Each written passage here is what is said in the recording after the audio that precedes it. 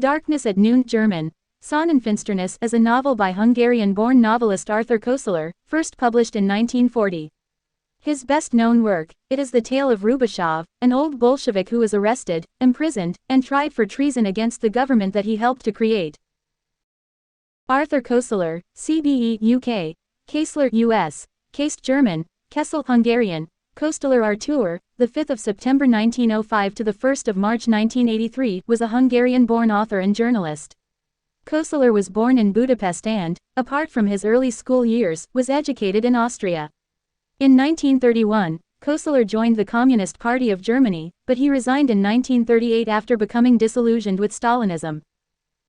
Having moved to Britain in 1940, he published his novel Darkness at Noon, an anti-totalitarian work that gained him international fame. Over the next 43 years, Koestler espoused many political causes and wrote novels, memoirs, biographies, and numerous essays. In 1949, Koestler began secretly working with a British Cold War anti-communist propaganda department known as the Information Research Department (IRD), which would republish and distribute many of his works, and also fund his activities. In 1968, he was awarded the Sonning Prize for his outstanding contribution to European culture. In 1972, he was made a Commander of the Order of the British Empire (CBE). In 1976, he was diagnosed with Parkinson's disease and in 1979 with terminal leukemia. On March 1983, Koestler and his wife Cynthia committed suicide together at their London home by swallowing lethal quantities of barbiturate-based Tuinal capsules. The novel is set between 1938 and 1940, after the Stalinist Great Purge and Moscow show trials. Despite being based on real events, the novel does not name either Russia or the Soviets, and tends to use generic terms to describe people and organizations. For example, the Soviet government is referred to as the party, and Nazi Germany is referred to as the dictatorship. Joseph Stalin is represented by 1. A menacing dictator. The novel expresses the author's disillusionment with the Bolshevik ideology of the Soviet Union at the outset of World War II. In 1998, the Modern Library ranked Darkness at Noon number 8 on its list of the 100 best English-language novels of the 20th century, even though Koestler wrote it in German. Characters. Edit. The main character is Nikolai Salmanovich Rubashov, a man in his 50s whose character is based on a number of men who were the victims of the so-called Moscow trials, several of whom were personally known to the author. 12. Rubashov is a stand-in for the old Bolsheviks as a group. 13. And Koestler uses him to explore their actions at the 1938 Moscow show trials. 14-15. Secondary characters include some fellow prisoners. Number 402 is a Tsarist army officer and veteran inmate 16 with, as Rubashov would consider it, an archaic sense of personal honor. Rip Van Winkle, an old revolutionary demoralized and apparently driven to madness by 20 years of solitary confinement and further imprisonment. 17. Hairlip, who sends his greetings to Rubashov but insists on keeping his name secret. 18. Two other secondary characters never make a direct appearance but are mentioned frequently. Number 1, representing Joseph Stalin, dictator of the USSR. He is depicted in a widely disseminated photograph, a well-known color print that hung over every bed or sideboard in the country and stared at people with its frozen eyes. 19. Old Bolsheviks. They are represented by an image in his mind's eye, a big photograph in a wooden frame, the delegates to the First Congress of the party, in which they sat, at a long wooden table, some with their elbows propped on it, others with their hands on their knees, bearded and earnest. 20. Rubashov has two interrogators. Ivanov, a comrade from the Civil War and old friend. Gletkin, a young man characterized by starching his uniform so that it cracks and groans whenever he moves. 21. Character described in flashbacks and in the third interrogation. Orlova, Rubashov's secretary and lover. Structure. Edit. Darkness at Noon is divided into 4 parts: the first hearing, the second hearing, the third hearing, and the grammatical fiction. In the original English translation, Koestler's word that Hardy translated as hearing was verhör. In the 2019 translation, Boehm translated it as interrogation. In his introduction to that translation, Michael Scammell writes that hearing made the Soviet and Nazi regimes look somewhat softer and more civilized than they really were. Citation needed. The first hearing. Edit. The line, "Nobody can rule guiltlessly," by Louis Antoine de Saint-Just, appears as the epigraph. The action begins with Rubashov's arrest in the middle of the night by two men from the secret police in the USSR, this would be the NKVD. When they came for Rubashov, they woke him from a recurring dream, a replay of the first time he was arrested by the Gestapo. 22. One of the men is about Rubashov's age, the other is somewhat younger. The older man is formal and courteous, the younger is brutal. 23. Imprisoned, Rubashov is at first relieved to be finished with the anxiety of dread during mass arrests. He is expecting to be kept in solitary confinement until he is shot. 24. He begins to communicate with number 402, the man in the adjacent cell, by using a tap code. Unlike Rubashov, number 402 is not an intellectual, but rather a Tsarist army officer, who hates communists. Their relationship begins on a sour note as number 402 expresses delight at Rubashov's political misfortune. However, number 402 has non-political urges too, and when he pleads for Rubashov to give him details about the last time he slept with a woman, once Rubashov does so, number 402 warms up to him. The two grow closer over time and exchange information about the prison and its inmates. 25. Rubashov thinks of the old Bolsheviks, number 1, and the Marxist interpretation of history. Throughout the novel, Rubashov, Ivanov, and Gletkin speculate about historical processes and how individuals and groups are affected by them. Each hopes that, no matter how vile his actions may seem to their contemporaries, history will eventually absolve them. This is the faith that makes the abuses of the regime tolerable, as the men consider the suffering of a few thousand, or a few million people against the happiness of future generations. They believe that gaining the socialist utopia, which they believe is possible, will cause the imposed suffering to be forgiven. Rubashov meditates on his life. Since joining the party as a teenager, Rubashov has often read Soldiers in the Field, 26 won a commendation for fearlessness, 27 repeatedly volunteered for hazardous assignments, endured torture, 28 betrayed other communists who deviated from the party line, 29 and proven that he is loyal to its policies and goals. Recently he has had doubts.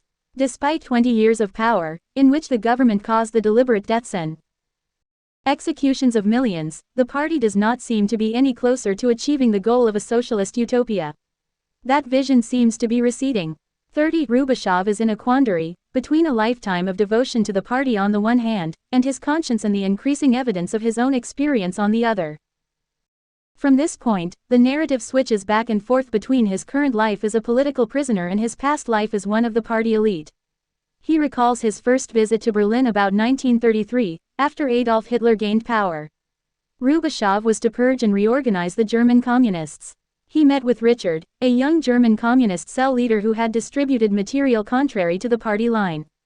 In a museum, underneath a picture of the Pietà, Rubashov explains to Richard that he has violated party discipline, become objectively harmful, and must be expelled from the party.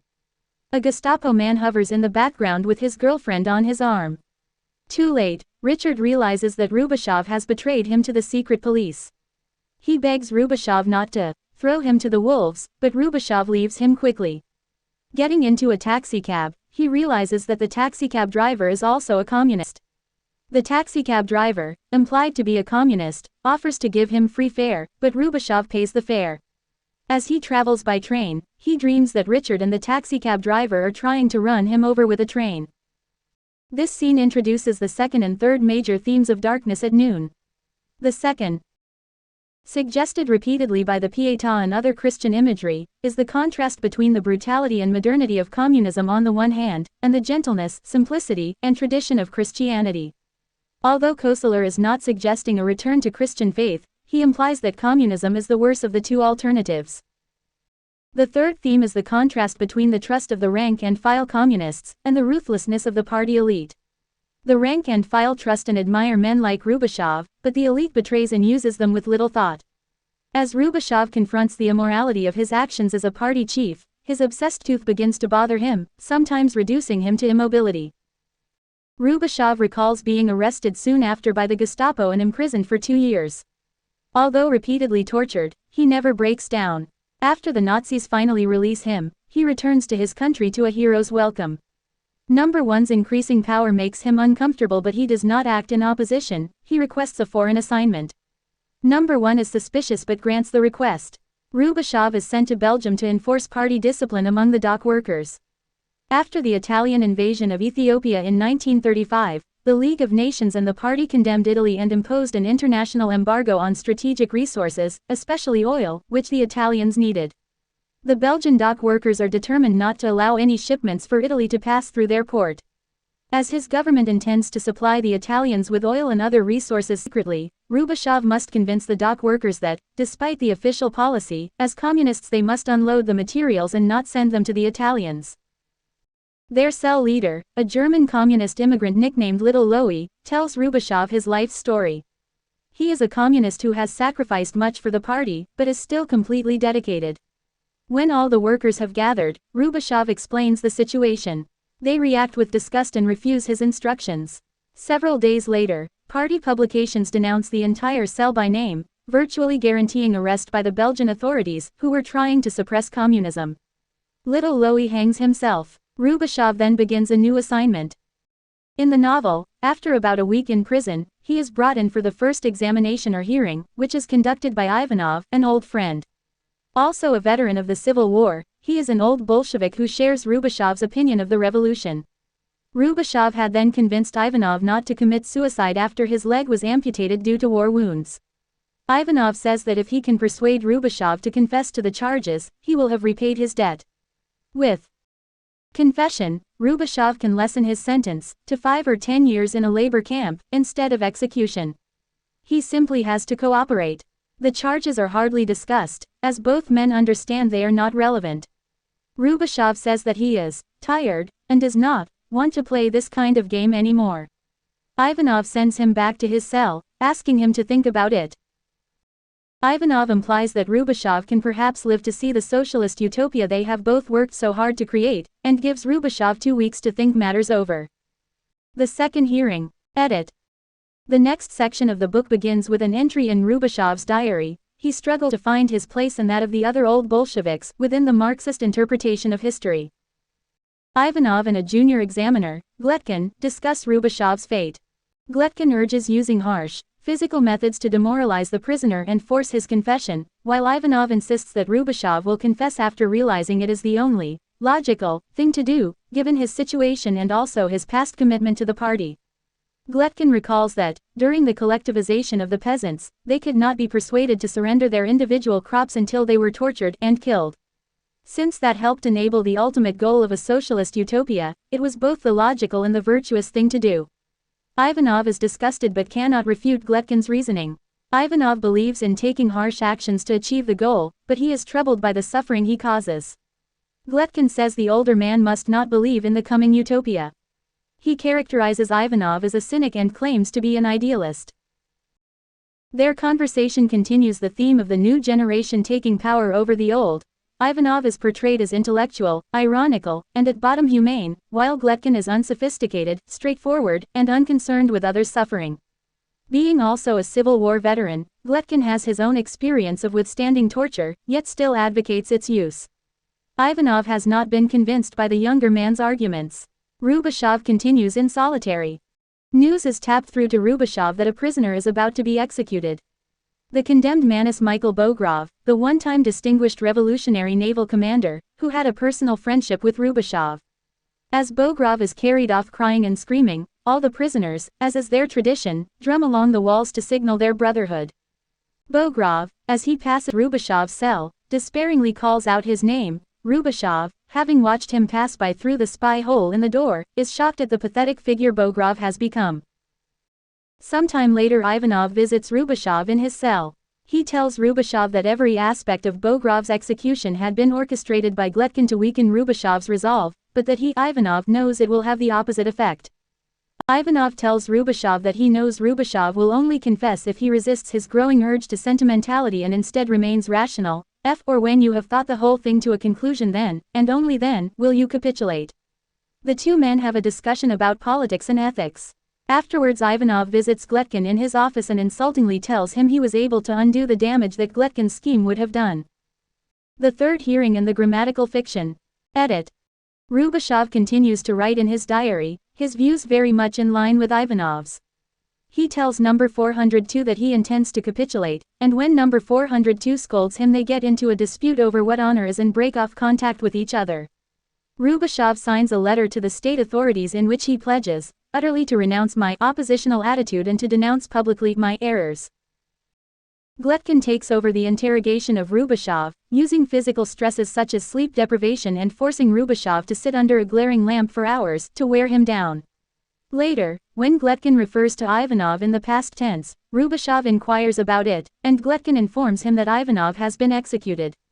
Rubashov notices that news of Ivanov's fate has not made a meaningful impression on him, as he has evidently reached a state that precludes any deep emotion. Rubashov finally capitulates. As he confesses to the false charges, Rubashov thinks of the many times he betrayed agents in the past. Richard, the young German, little Loie in Belgium, and Orlova, his secretary-mistress. He recognizes that he is being treated with the same ruthlessness. His commitment to following his logic to its final conclusion, and his own lingering dedication to the party, causes him to confess fully and publicly. The final section of the novel begins with a 4-line quotation, "Show us not the aim without the way," by the German socialist Ferdinand Lassalle. Rubashov has a final tapped conversation with number 402, and then is led away from his cell as the other prisoners, from behind the walls, drum in fraternity. The novel ends with Rubashov's execution. Theory of the masses. Edit. Rubashov resigns himself to the reality that people are not capable of self-governance nor even of steering a democratic government to their own benefit. This he asserts is true for a period of time following technological advancements, a period in which people as a group have yet to learn to adapt to and harness, or at least respond to the technological advancements in a way that actually benefits them. Until this period of adaptation runs its course, Rubashov comes to accept that a totalitarian government is perhaps not unjustified, as people would only steer society to their own detriment anyway. Having reached this conclusion, Rubashov resigns himself to execution without defending himself against charges of treason. Every jump of technical progress leaves the relative intellectual development of the masses a step behind, and thus causes a fall in the political maturity thermometer. It takes sometimes tens of years, sometimes generations, for a people's level of understanding gradually to adapt itself to the changed state of affairs, until it has recovered the same capacity for self-government as it had already possessed at a lower stage of civilization. Hardy translation. And so every leap of technical progress brings with it a relative intellectual regression of the masses, a decline in their political maturity. At times it may take decades or even generations before the collective consciousness gradually catches up to the changed order and regains the capacity to govern itself that it had formerly possessed at a lower stage of civilization. Boehm translation. Arthur Koestler, Darkness at Noon. Setting. Edit. Darkness at Noon is an allegory set in the USSR, not named, during the 1938 purges as Stalin consolidated his dictatorship by eliminating potential rivals within the Communist Party, the military and the professionals. None of this is identified explicitly in the book. Most of the novel occurs within an unnamed prison and in the recollections of the main character, Rubashov. Citation needed. Koestler drew on the experience of being imprisoned by Francisco Franco's officials during the Spanish Civil War, which he described in his memoir, Dialogue with Death. He was kept in solitary confinement and expected to be executed. He was permitted to walk in the courtyard in the company of other prisoners. Though he was not beaten, he believed that other prisoners were. Background. Edit. Koestler wrote Darkness at Noon as the second part of a trilogy. The first volume was The Gladiators 1939, first published in Hungarian. It was a novel about the subversion of the Spartacus revolt. The third novel was Arrival and Departure 1943, about a refugee during World War II. Koestler, who was by then living in London, rewrote that novel in English after the original German version had been lost. Citation needed. Darkness at Noon was commenced in German while Koestler was living in Paris, and, as he describes in the first chapter of Scum of the Earth, completed in the summer of 1939, just outside the village of Belvedere in the Alps Maritimes, where he was staying with his companion, the sculptor Daphne Hardy, who translated it into English while she was living with him. For decades the German text was thought to have been lost during the escape of Koestler and Hardy from Paris in May 1940, just before the German occupation of France. However, a copy had been sent to Swiss publisher Emil Oprecht. Rupert Hart Davis, Koestler's editor at Jonathan Cape in London, had misgivings about the English text but agreed to publish it when a request to Oprecht for his copy went unanswered. 1. At Hart Davis's prompting, and unable to reach Koestler, Hardy changed the title from The Vicious Circle to Darkness at Noon. 1. The new title is a reference to Job 5:14. They meet with darkness in the daytime, and grope in the noonday as in the night, a description of the moral dilemmas faced by the book's protagonist, as well as Koestler's own escape from the Nazis. 2. In August 2015, Oprecht's copy was identified in a Zurich library by a doctoral candidate of the University of Kassel. 1. 3. The original German manuscript was published as Sonnenfinsternis, Solar Eclipse, in May 2018 by Elsinore Verlag. 4. A new professional English translation based on the newfound text was published in 2019. 5. In his introduction to the 2019 translation, Koestler biographer Michael Scammell wrote that a fresh translation was desirable because Hardy's, though serving the novel well for over 7 decades, had difficulties. She had been forced by circumstances to work in haste, with no dictionaries or other resources available for consultation, which exposed her understandable lack of familiarity with the Soviet and Nazi machinery of totalitarianism. The text she worked on was not quite final either. It seemed that a fresh and up-to-date translation of the novel would be helpful, preferably by a seasoned translator with the knowledge and experience to clarify the jargon of Marxism-Leninism and present it in terminology that is both accurate and makes sense to an English-speaking reader. Philip Boehm, Scammell writes, proved the ideal choice for the job. 6. 7. In his autobiographical The Invisible Writing 1954, Koestler stated that he finished Darkness at Noon in April 1940, after many troublesome months of 1939, caused mainly by financial difficulties and the later outbreak of World War II. Koestler noted, "The first obstacle was that, halfway through the book, I again ran out of money. I needed another 6 months to finish it, and to secure the necessary capital I had to sacrifice 2 months April and May 1939 to the writing of yet another sex book, L'Encyclopédie de la Famille, the third and last. Then, after 3 months of quiet work in the south of France, came the next hurdle. On September 3 the war broke out, and on October 2 I was arrested by the French police." Koestler, then, describes the unfolding of what he calls Kafkaesque events in his life, spending 4 months in the concentration camp in the Pyrenees and being released in January 1940, only to be continuously harassed by the police. "During the next 3 months I finished the novel in the hours snatched between interrogations and searches of my flat, in the constant fear that I would be arrested again and the manuscript of Darkness at Noon confiscated." After Hardy mailed her translation to London in May 1940, she fled to London.